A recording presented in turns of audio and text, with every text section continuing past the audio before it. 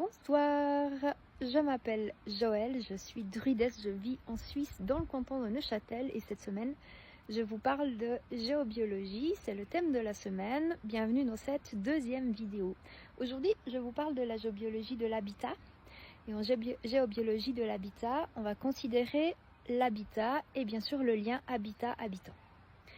L'habitat il peut être influencé par énormément de choses et moi je considère que la maison elle est vivante, qu'elle a une conscience et qu'elle a vécu énormément de choses dès le moment où elle était en projet jusqu'au moment T où on va faire l'expertise du lieu. Cette maison elle peut avoir vécu des traumas, donc par exemple des moments traumatiques qu'elle a traversés avec les habitants, des moments avant. Elle peut avoir ça dans le sol, dans les murs ou dans l'air.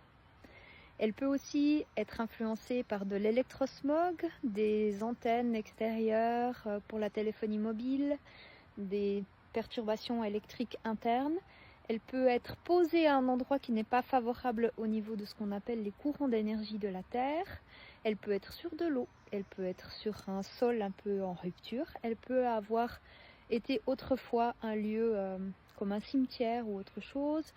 Elle peut être influencée par des courants qui viennent du ciel comme de la terre. Il y a énormément d'influences. Je vous en parle un peu plus cette semaine pour découvrir qu'est-ce qui peut péjorer ce lien. À bientôt.